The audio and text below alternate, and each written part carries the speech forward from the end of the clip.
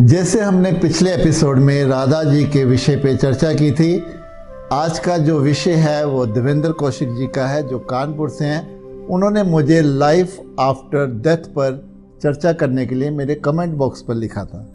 तो मैं देवेंद्र जी से कहना चाहूँगा कि ये थोड़ा कॉम्प्लिकेटेड भी है, क्योंकि हम तो लाइफ बिफोर डेथ को ही सही से नहीं जी पाते हैं। लेकिन फिर भी जैसे मुझे हर विषय पर बात करना अच्छा लगता है, तो मेरा ये प्रयास रहेगा कि मैं इस पर भी अपना जो अनुभव है वो आपसे शेयर कर सकूं। आइए चलते हैं इस चर्चा पर।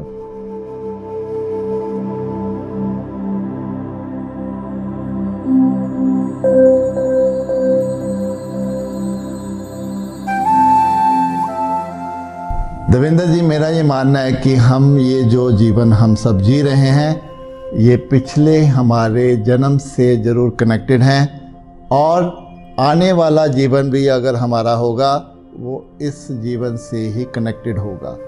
मेरा ये मानना है कि हम यहाँ पे कुछ पाने या बटोरने नहीं आते हैं, बल्कि जो हमने पकड़ा होता है उसको हम यहाँ छोड़ने आते हैं। उसको मैं अपनी डिज़ायर्स, अपने ऑब्सेशन या अपनी मान्यताएं, धारणाएं, ये सब का नाम दे सकता हूँ। अगर हम जीवन में इसको नहीं छोड़ेंगे तब तक ये जीवन मुक्त नहीं होगा। फिर यही हम अपने अगले जीवन में भी इसको कैरी फॉरवर्ड करते चले जाएंगे। देवेंद्र जी, यहाँ मैं अपना दूसरा पहलू भी जो मैं अनुभव करता हूँ मैं आपसे शेयर करना चाहूँगा। मैं ये मानता हूँ कि हम जो कर्म करते हैं, अगर हम अच्छे कर्म करते हैं तो फिर हमें अगले जन्म में या इसी जन्म में दुगना होकर दोबारा मिलता है। शायद मैं ये मानता हूँ कि मेरे कुछ कर्म अच्छे रहे होंगे, जिससे मैं इस जन्म में अध्यात्म के रास्ते पर मजबूत होता जा रहा हूँ। वहीं मैं ये देखता हूँ कि अगर कर्म हम अपने मकसद के लिए किसी का इस्तेमाल करते हैं, झूठ, धोखाधड़ी या बेईमानी का सहारा लेते हैं, फिर हमें उसका पे बैक करने अगले जन्म में भी आना पड़ सकता है।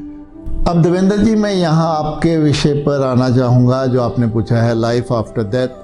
मैं ये मानता हूँ कि इसके बारे में कुछ भी ठोस कहना तो बहुत मुश्किल है, क्योंकि यहाँ अलग अलग लोगों की अलग अलग धारणाएं, मान्यताएं और कल्पनाएं हैं। लेकिन अगर हम अपने चारों ओर देखें तो हमें जो अग्रेशन, हमें जो स्वार्थ, हमें जो लालसा, हमें जो बेईमानी, धोखा, झूठ, ये सब नज़र आता है।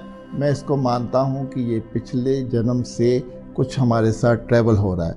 लेकिन अगर वहीं हम अपने अगले जन्मों को कुछ अच्छे की ओर ले जाना चाहते हैं, तो हमें अपने आज के इस जन्म के कर्मों के प्रति और सजगता लानी होगी कि हम ऐसा कोई कर्म ना बनाएं जिसका हमें पे बैक करना पड़े।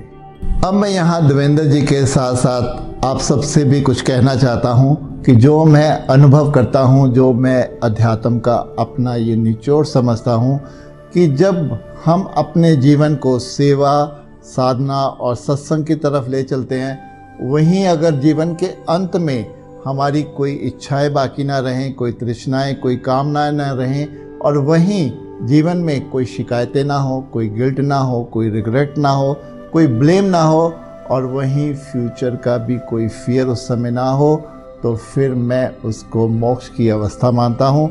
और इस अवस्था के लिए हमें अभी से जीवन में ध्यान और प्रेम को लाना होगा, क्योंकि ये दो ही मार्ग हैं जो हमें सही दिशा की ओर ले जाते हैं। ये तो थे देवेंद्र जी का विषय। आपके भी जो विषय हैं वो कमेंट बॉक्स पर नीचे लिख सकते हैं, उस पर भी मैं समय समय पर चर्चा करता रहूँगा। अभी मैं आपसे विदा लेता हूँ। आपका बहुत बहुत धन्यवाद।